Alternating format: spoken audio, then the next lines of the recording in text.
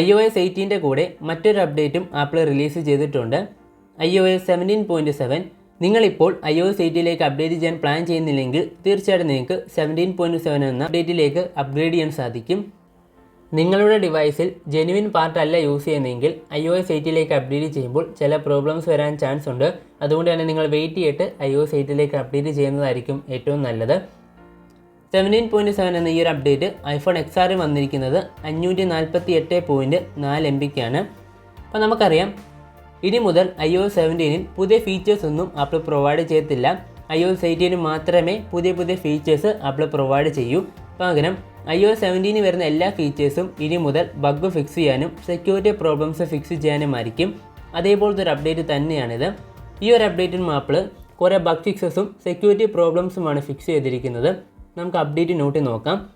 This update provide important security fixes and is recommended four all users. 17.7 എന്ന ഈ ഒരു അപ്ഡേറ്റിൽ apple കുറേ bug fixes അല്ലെങ്കിൽ കുറേ സെക്യൂരിറ്റി പ്രോബ്ലംസ് ആണ് ഫിക്സ് ചെയ്തിരിക്കുന്നത്. അല്ലാതെ പുതിയ ഫീച്ചേഴ്സ് ഒന്നും ഈ ഒരു അപ്ഡേറ്റ് കൊണ്ടുവന്നിട്ടില്ല. എന്തെല്ലാം സെക്യൂരിറ്റി പ്രോബ്ലംസ് ആണ് ഫിക്സ് ചെയ്തിരിക്കുന്നത് നമുക്ക് നോക്കാം.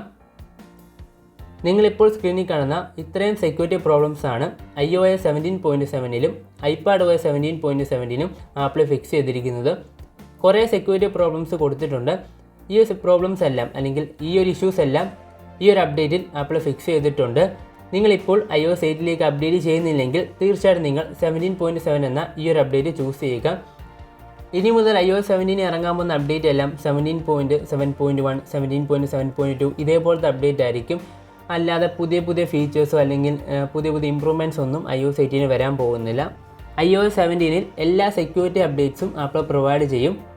അഥവാ നിങ്ങൾ iOS 8ലേക്ക് അപ്ഡേറ്റ് ചെയ്യാൻ പ്ലാൻ ചെയ്യുന്നുണ്ടെങ്കിൽ നിങ്ങൾക്ക് ഏറ്റവും നല്ലത് iTunes ഉപയോഗിച്ച് അപ്ഡേറ്റ് ചെയ്യുന്നതാണ്. എങ്ങനെ iTunes ഉപയോഗിച്ച് നിങ്ങളുടെ സിസ്റ്റത്തിനെ അപ്ഡേറ്റ് ചെയ്യാം ഇതിനെപ്പറ്റി നമ്മൾ രാവിലെ ഒരു വീഡിയോ ചെയ്തിട്ടുണ്ട്. വീഡിയോ ലിങ്ക് ഞാൻ ഡിസ്ക്രിപ്ഷൻ ബോക്സിലും ഐ ബട്ടണിലും കൊടുത്തേക്കാം. അപ്പോൾ ഇന്നത്തെ വീഡിയോ നമ്മൾ 17.7 എന്ന ഈ ഒരു അപ്ഡേറ്റിനെ പറ്റിയാണ് നോക്കിയത്. നിങ്ങളുടെ ഡിവൈസ് ഇപ്പോൾ 17.6.1ലാണെങ്കിൽ തീർച്ചയായിട്ടും നിങ്ങൾ 17.7ലേക്ക് അപ്ഡേറ്റ് ചെയ്യുക. കാരണം കുറേ സെക്യൂരിറ്റി പ്രോബ്ലംസ് ഈ ഒരു അപ്ഡേറ്റിലൂടെ ആപ്പിൾ ഫിക്സ് ചെയ്തിട്ടുണ്ട്. അപ്പോൾ ഇത്തരം കാര്യങ്ങളാണ് iOS 17.7 എന്ന ഈ ഒരു അപ്ഡേറ്റിനെ പറ്റി പറയാനുള്ളത്. ഇത്ര മാത്രമായിരുന്നു ഇന്നത്തെ വീഡിയോ. വീഡിയോയിൽ ഡൗട്ട് ഉണ്ടെങ്കിൽ ഞാൻ ഇൻസ്റ്റഗ്രാം ലിങ്ക് ഞാൻ ഡിസ്ക്രിപ്ഷൻ ബോക്സിൽ കൊടുത്തേക്കാം. എനിക്ക് മെസ്സേജ് അയക്കാം. ഞാൻ നിങ്ങൾക്ക് ഉറപ്പായിട്ട് റിപ്ലൈ തരുന്നതായിരിക്കും.